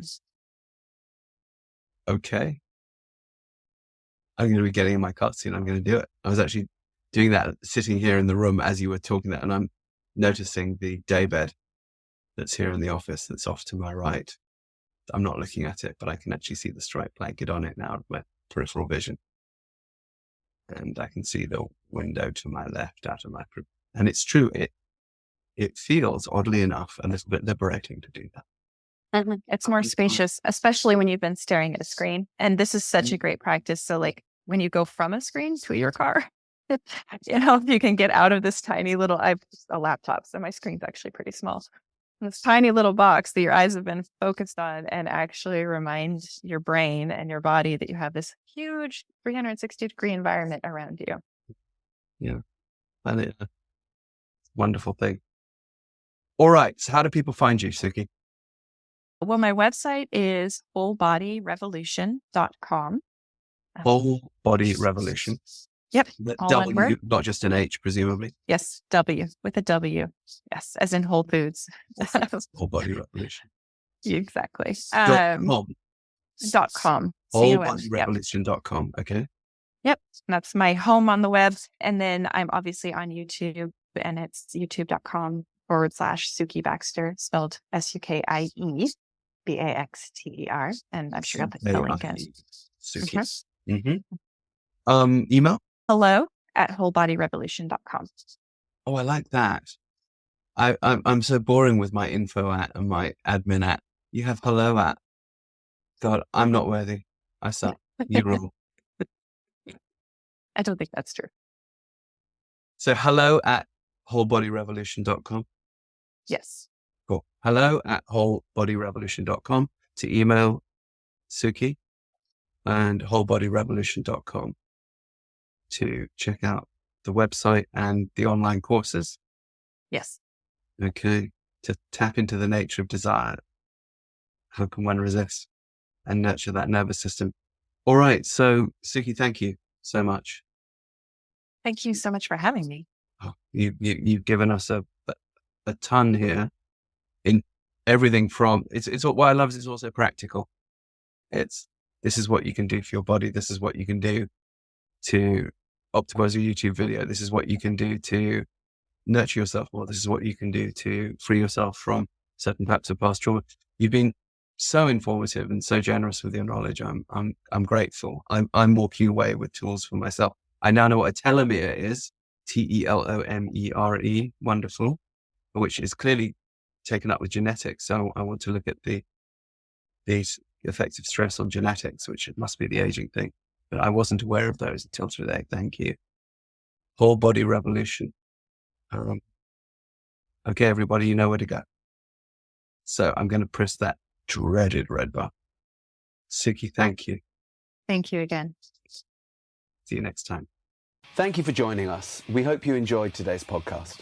Join our website, newtrailslearning.com, to check out our online courses and live workshops in Horseboy Method, Movement Method, and Athena. These evidence-based programs have helped children, veterans, and people dealing with trauma around the world. We also offer a horse training program and self-care program for riders on longridehome.com. These include easy-to-do online courses and tutorials that bring you and your horse joy. For an overview of all shows and programs, go to rupertisaacson.com. See you on the next show. And please remember to press subscribe and share.